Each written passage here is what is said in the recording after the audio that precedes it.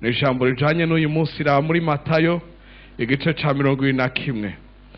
Matayo 21. Injili ya Matayo 21. Haleluya. Amen. Ndasoma mu Kirundi abandi murakurikira. Nitasoma kwa Kirundi wengine mtafuata. Kuva ku murongo wa mbere. Tangu mlango wa kwanza. Hanse ngo bageze hafi Yerusalemu bashikira Ibetifage ku musozi wa Elayono. Yesu atuma abigishwa babiri arabara ati mugende muri iriya mihana iri imbere yanyu muca mubona indogoba iziritseho n'inyana yayo muziziture muzinzanire nihagira ubabaza mumubwire muti databuja niwe azigomba aca zirungika. Amen. Amen. Yavuze zingahe? Zibiri. Indogoba iziritseho n'inyana yayo. Alisema punda anayefungwa na mwana punda wake. Bari umuti nta casigaye inyuma uko yabitumye ko byaraje byose. Muleze hakuna kilichobaki nyuma kwa sababu vyote yamevialika. Ivyo vyabaye ngo ivyavuzwe n'abavugishwa n'Imana bishike ngo mubwire umukobwa w'Isiyoni mutiraba umwami wawe aje kuri wewe. Ari umutekerezi agendera ku ndogoba mbere ni kumukangara inyana y'indogoba. Abigishwa baragenda babigenza nkuko Yesu yababwiye bazana indogoba n'inyana yayo bazisasa ku impuzu zabo yicarako. Abenshi mu ishengero basasa impuzu zabo mu nzira abandi baca amashami y'ibiti bayasasa mu nzira kandi ishengero rimugiye imbere nirimukurikiye rirasemera riti Hoziyana umwana wa Dawidi hashemezwe uje mu izina ry'Uhoraho Hoziyana mu ijuru. Ashitse Yerusalemu igisagara cyose kirashwa baduka barabaza batuyo ninde. Abo mu ishengero barabishura batuyo n'uvugishwa n'Imana Yesu i Nazareti i Galilaya. Imana ishimwe cyane. Amen. Amen. Twavuze kandi ko turasoma ngo byose byaraje indogoba n'inyana yayo.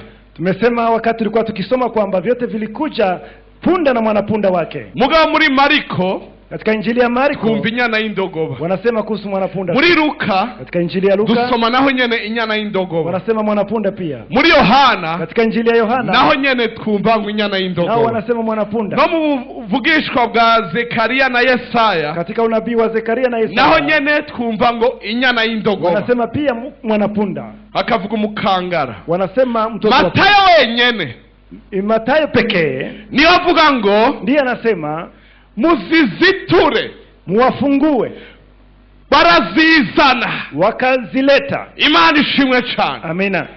Bazana indogoba n'inyana yayo wakaleta punda na mwanapunda wake. Yesu yagende ku nyana y'indogoba. Yesu alitembea juu ya mwanapunda. Na nyina vyarajanye lakini mama yake punda mwanapunda. Nakuare ngo hari ivyawe vyabohowe naho bitavugwa vyaraje. Kuna vyako vilivyofunguliwa angalau viseme vilikuja. Naho bitavugwa vyaraje. Angalau viseme vilikuja. Uyu munsi naje kukwibutsa. Leo nimekuja nikukumbushe. Uyu munsi naje gutangaza. Leo nimekuja nikutangazia. Sikia Yesu yaza. Kwamba Yesu akatalikuja. Mambo yako yalifunguliwa. Haleluya. Sifa kwa Mungu. Naho bitazwi. Angalau wabijua. Naho bitavugwa. Angalau viseme vyaraje. Vimekuja. Bari umuti naho bitavugwa vyaraje. Mweleze aliye karibu yako angalau waviseme lakini vilikuja. Naho bitandikwa cyane vyaraje. Angalau yandikwa sana vimekuja. Haleluya. Sifa kwake Mungu. Biblia yanje yambariye ngo muziziture. Biblia yangu imeeleza kwamba muwafungue. Nihaje akana gusa. Sio mtoto alikuja pekee. Haje na nyina. Lakini mama yake walikuja pamoja. Haleluya. Sifa kwa Mungu. Bari umuti nihaje duto gusa. Mweleze aliye karibu yako kwamba sio vidogo vilikuja tu lakini vikubwa vilikuja. Na nabibona. Angalau sivione. Na bitavugwa. Angalau viseme. Na bitandikwa cyane. Angalau viandikwe sana. Daraje. Imekuja. Bari umuti na nyina araje. Mweleze aliye karibu yako hata mama yake alikuja. Aha. Izo no kuvuga ngo hiyo ni kusema kwamba isoko yaraje. Chemu imefika. Ni waronsa amafaranga gusa. Hukupata pesa tu. Waronse ni isoko yake. Lakini ulipata na pesa chemu yake. Abavyize n'abashika batanu. Wanaoamini asikani watu 5 tu. Abasigaye ntavyo bemera kuko ntibivugwa. Mambo yale. ndavuze ngo ntiwaronse amahoro gusa n'isoko yayo warayironse. Hukupokea amani tu, lakini umepokea ntiwaronse amagara meza gusa waronse n'ugukira. Hukupokea afya tu, lakini n'isoko y'amagara meza. hata chemchemu ya uponyaji. ntiwaronse inyishu gusa waronse na nyina w'inyishu. Lakini umepata na mama yake wajibu. nibababaza ngo gute Wakiwauliza ubwo je, databuja yategetse. sema ntiwabironse kubitahura cane. hawakisema kwamba unaelewa sana. ntiwabironse kubitahura cane. Hukupata kwa sababu unaelewa sana. ntiwabironse ko wasenze gusumvya abandi. Hukupata kwa sababu uliomba sana kushinda wengine. ntiwabironse ko hari ico usumvya abandi. Si kusema kwamba unashinda wabironse wengine. ko databuja yategetse. Ulipata kwa sababu baba kandi aliamuru. namba hari n'ubajije uyu munsi Atakayeuliza leo, ngo bironse kubera iki kwa nini umepata uvuga uti haya? databuja Sema yategetse. Bwana ameamuru. databuja yavuze. Bwana amesema. Oh, haleluya. Sifa kwake Mungu. Homera umuntu na nyina araje.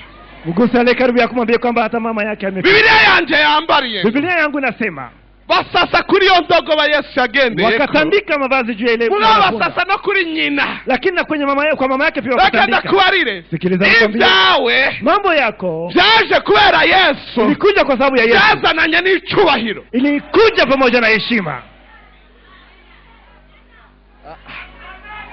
Byazananye n'icubahiro. Ilikuja pamoja na heshima. Namburonse akazi ukarongana n'icubahiro. Utapata na heshima pamoja. Namburonse urugo Kama unapata ujumbe kubwa Yesu ururongana n'icubahiro. utapata na heshima pamoja. kandi n'abari wararonse utaranakizwa. Na kama ulipata kabla hujaokoka, kisha ukaokoka baadaye. kubera umwami wanje yategetse. Kwa sababu Bwana ameamuru. ntavyo wumvise. Hausikie vizuri. kubera umwami yategetse. Kwa sababu Bwana wangu ameamuru. ibyawe vyari biboshwe. Mambo yako bado yamefungwa. Itafunguliwa. bikaja kw'icubahiro. Heshima na